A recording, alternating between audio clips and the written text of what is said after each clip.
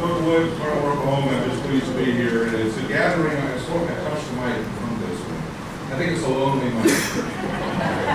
Don't hold his time against me. From Claremore, and I graduated from Claremore Sequoia High School. Claremore is also the boyhood home of Will Rogers. And I was reminded of an interesting fact that each state in the Union has two statues in the Capitol building. For Oklahoma, it's Sequoia and Will Rogers. And Will Rogers stipulated when his statue was put up there that it had to face the House of Representatives because he wanted to keep his eyes on Congress. And I think we probably share his skepticism of what goes on in that Capitol building. It just seems that every day and every year we get more intrusive government, bigger government, a government that wants more from the productive sector, and that's why we're here in this room to fight against them. It also seems to me that we're at a pivotal moment in our history. And if we are at that pivotal moment, what we need is experience. There is no time for a learning curve. For the last 30 years of my life, I have done nothing but serve this country as the United States Marine. I've been all over the world. I've gone wherever my nation needed me to, and I've been involved in the intimate details of the threats that face our country, both internal and external. Internal, it's the decaying economy, it's decaying morality, it's a loss of sense of who we are as a people. And that's the greatest strength we have, is who we are. It's our form of government, free market principles.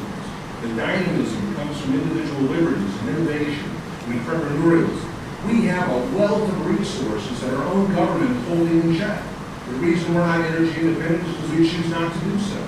The reason why we have a 35% corporate tax rate is because we choose to have that. That's why our government is imposing upon us.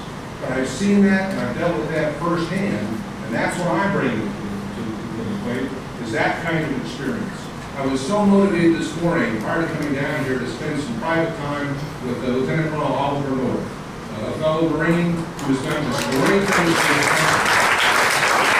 In that conversation, he shared with me my own optimism. He said, you know, you're exactly right. Our best days are still in front of us. Do we think that the greatness of America is so small that this country is going to fail in the next 12 to 24 months? I mean, really? Is that the kind of confidence we have in the American people? Americans solve challenges. The pioneer spirit here in Oklahoma that we've all grown up with solves challenges. We don't like quitters, so we're not going to tolerate them. If that was the case, we wouldn't be in this room.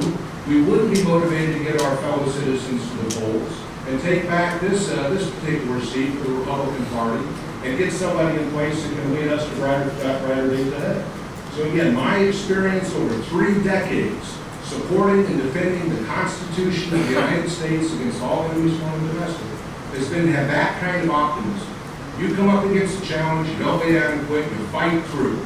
So if you want a fighter in your corner, and somebody with a proven public track record of doing that for the long-term interests of our country, our state, and our district, I'm going to die for it. I appreciate your support and vote on June 26th. Thank you and God bless.